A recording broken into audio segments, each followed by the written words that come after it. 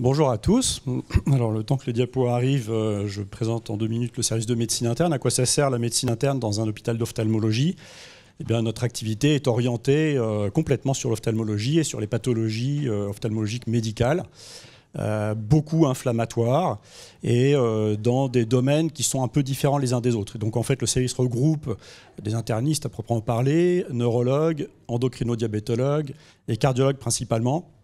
Et tout notre travail est en collaboration permanente avec les ophtalmos, puisque nous prenons en charge des patients qui ont des pathologies, des points d'appel cliniques ophtalmologiques au départ.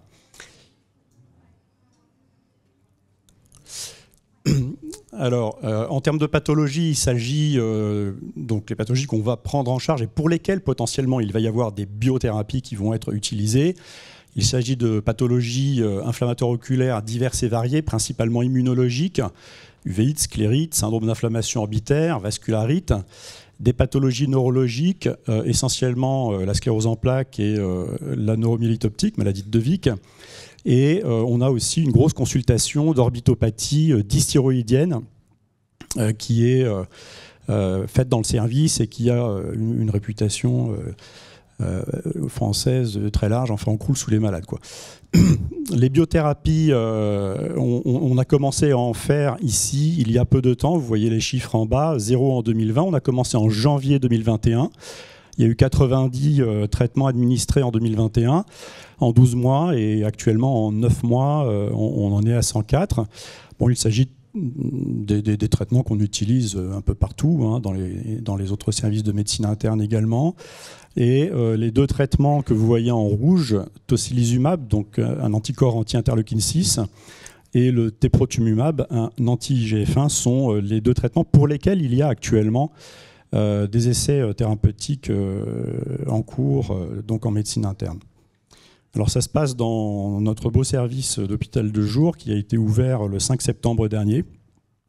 Et les 15-20 ont une autorisation officielle de l'ARS d'une activité médicale depuis seulement donc 15 jours, 3 semaines, alors que bien sûr ça fait des années qu'il y a une activité médicale, mais bon.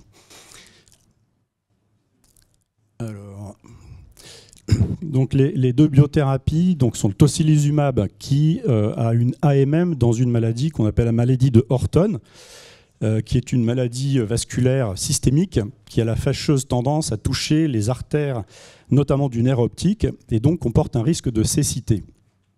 Raison pour laquelle cette maladie est parfaitement connue des ophtalmologistes, et c'est une des plus grandes urgences thérapeutiques qui existent dans un service d'urgence ophtalmologique.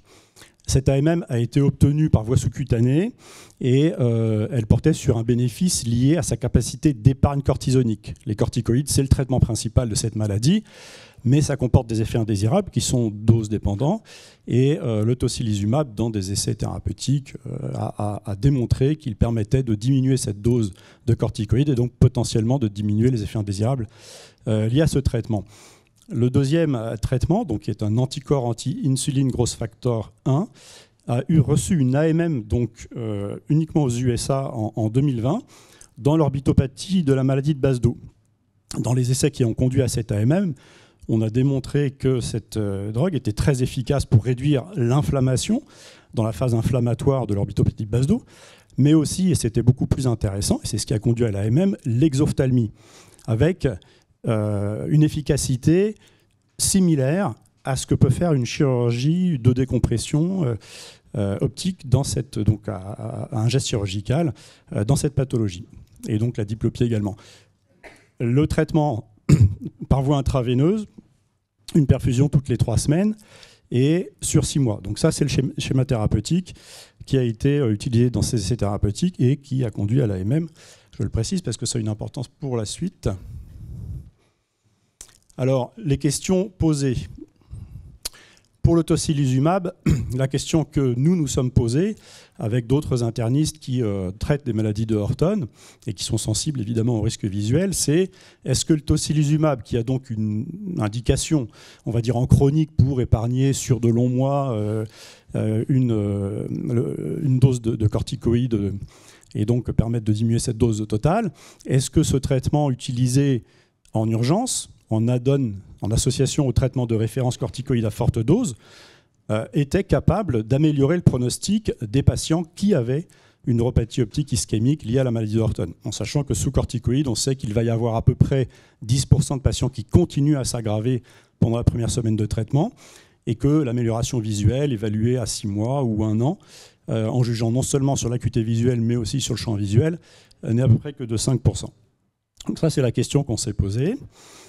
Pour le tocilizumab, et donc c'est un essai thérapeutique qu'on a monté avec des collègues, pour le teprotumumab, nous participons actuellement à un essai international pluricentrique dans lequel il y a 4 centres en France. Et la question qui est posée, c'est de tester différents schémas thérapeutiques, 3 schémas thérapeutiques différents, avec donc des durées différentes et donc des doses différentes, pour évaluer principalement le bénéfice-risque, donc la tolérance, et aussi la question d'une efficacité potentielle chez des patients qui ne seraient plus en phase inflammatoire de la maladie, mais qui seraient en phase post-inflammatoire, qui est la phase de la réhabilitation chirurgicale souvent, où il n'y a plus d'inflammation active au niveau de l'orbite. Bon, alors très vite, pourquoi l'interleukine 6 dans l'artérite à cellules géantes? Parce que cette interleukine joue un rôle très important dans toute la chaîne inflammatoire qui conduit au granulome inflammatoire qui lui-même va conduire à rétrécir le calibre de l'artère, etc. Et qu'il a été notamment montré que le taux circulant d'interleukine 6 dans le sang est corrélé à l'activité de la maladie, que l'on juge sur les signes généraux de la maladie, fièvre, sueur, amaigrissement, altération de l'état général, céphalée, etc. Et au taux de CRP, qui est le marqueur le plus sensible de l'inflammation au niveau sanguin dans cette maladie. Donc une cible potentielle qui était très intéressante. Et donc le tocilizumab va bloquer l'interleukine 6. Donc il s'agit d'une étude de phase 2 qu'on a appelée Tocilion. Elle est promue par le CHNO 1520. Donc moi, j'en suis l'investigateur principal. Et il y a 10 centres donc, français qui y participent. Donc très vite, l'objectif principal, c'est quoi? C'est d'évaluer l'efficacité du traitement tocilizumab donné en urgence dans le traitement tout de suite d'urgence d'une neuropathie optique ischémique antérieure aiguë liée, associée à une maladie de Horton. Le traitement doit être débuté dans les 24 heures du premier bolus de Solumédrol. C'est en association au traitement corticoïde de référence. Et dans un autre bras, il y a le traitement de référence seul. Le critère d'évaluation principal, c'est l'amélioration de l'acuité visuelle à 2 mois après le début du traitement. C'est un critère qui était assez ambitieux, défini par au moins 2 lignes de gain sur l'échelle de TDRS. En pratique, donc comme ce n'est pas une maladie si fréquente que cela, donc en pratique, le schéma qui a été adopté, et aussi pour ne pas exposer inutilement des patients à un traitement qui serait potentiellement inefficace, c'est un plan de 6 mois en phase 2. Donc en fait, on a le groupe avec le tocilizumab, le groupe avec le bolus de Solumédrol seul, et on a estimé avec les hypothèses de base que on allait commencer par 10 patients dans chaque groupe, donc c'est en parallèle, ils ne sont pas directement comparés, et qu'il fallait qu'il y ait au moins un répondeur à ce critère d'amélioration de 2 lignes à S8 pour qu'on continue au-delà de la première phase de 10 patients dans le groupe considéré. Ce qui voulait dire que s'il n'y a aucun répondeur dans les 10 patients du bras de tocilizumab, fin de l'étude, point à la ligne. Par contre, s'il y a un répondeur, on poursuit jusqu'à 29 patients dans le bras où il y a ce répondeur, et il doit y avoir au moins 4 patients répondeurs pour conclure à une efficacité du traitement.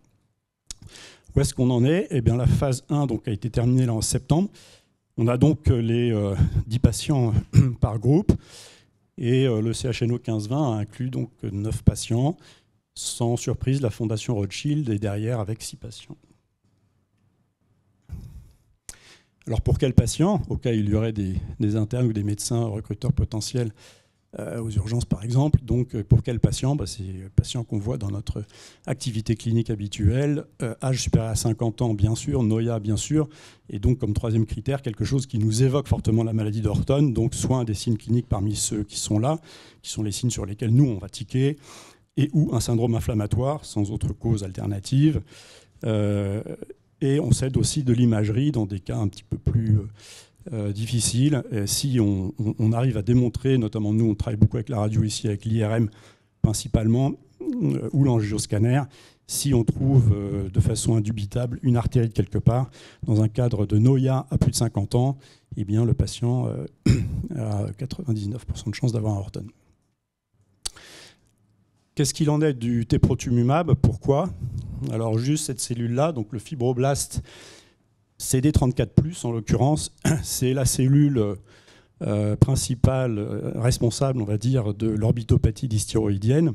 Je passe sur tout le reste de la cascade, mais les fibroblastes CD34+, il n'y en a pas dans les orbites normaux, il y en a dans les orbites de patients qui ont une maladie de base d'eau, et ils sont porteurs de ces deux récepteurs, le TRAC, là, le récepteur de la TSH, dont les anticorps, enfin la réponse immune contre ce récepteur est responsable de la maladie de base d'eau, mais tous ne font pas une orbitopathie. Ceux qui font une orbitopathie, ils ont probablement une co-stimulation avec une proximité de ces deux récepteurs, des récepteurs à l'IGF-1 qui sont portés par ce fibroblast. Et le fibroblast, sous cette stimulation immunitaire, est capable de se transformer en adipocytes, notamment en myoblastes aussi, et de sécréter des glycosaminoglycanes qui vont créer l'inflation tissulaire dans l'orbite et les manifestations de l'orbitopathie de base d'eau qui sont une exophthalmie importante, des signes inflammatoires, des troubles oculomoteurs, etc. Donc c'est une maladie qui est extrêmement handicapante et défigurante, donc très très pénible à vivre. Donc le teprotumumab, il a montré alors très très vite sur des essais thérapeutiques qui ont conduit à son AMM, notamment un effet sur l'exophthalmie important. Également une amélioration du score de qualité de vie. Il agit assez rapidement. Par contre, à distance, donc à 72 semaines, on avait presque 50% de patients, si on prend dans le mauvais sens, qui avaient des signes d'une certaine récidive de leur pathologie. Et il y a des effets secondaires potentiels, parmi lesquels, chez un patient sur 10, des pertes d'audition. Donc ça, c'est quelque chose qui est à considérer et qui, justement, fait l'objet notamment d'une évaluation attentive dans le protocole en cours. Donc voilà cette étude. C'est quoi son objectif? Évaluer la sécurité et la tolérance de 3 modalités de traitement. Donc 8, c'est ce qui avait été utilisé. On reprend ce 8. Il y a 4, il y a 8 et il y a 16 semaines, ainsi que la nécessité d'un retraitement. La population, c'est 300 patients sur 36 centres aux USA en Europe, donc 4 en France. Et le critère principal sera la réduction de l'exophthalmie d'au moins 2 mm sur l'œil étudié. Donc critère ophtalmologique structurel, comme vous voyez. Au CHNO, donc, où on a un centre, donc notre centre au sein de service de médecine interne et un centre labellisé par le réseau européen. Il y en a 2 en France, il y en a un autre à Lyon. Donc l'étude a ouvert pour nous au 15-20 le 31 mai. Bon, le temps de mettre un peu tout en place, etc., de passer l'été. On a commencé le prescreening en août et le premier patient a été traité donc là en septembre. Il y en a deux autres qui sont déjà en cours d'inclusion. Voilà, donc pour conclure, ce sont 2 essais thérapeutiques, comme vous le voyez, qui sont complètement intégrés à notre activité de soins. Ce sont des patients que l'on prend en charge au quotidien, pour lesquels des avancées thérapeutiques intéressantes se proposaient et qu'on a intégrées dans des essais thérapeutiques. Moi, je pense que la recherche clinique concourt à la qualité des soins, elle mobilise les équipes, elle intéresse les équipes et elle comporte une exigence de qualité que toute l'équipe va ensuite porter. Et je remercie tous ceux qui permettent la recherche clinique au 15-20. Merci beaucoup. Merci Emmanuel.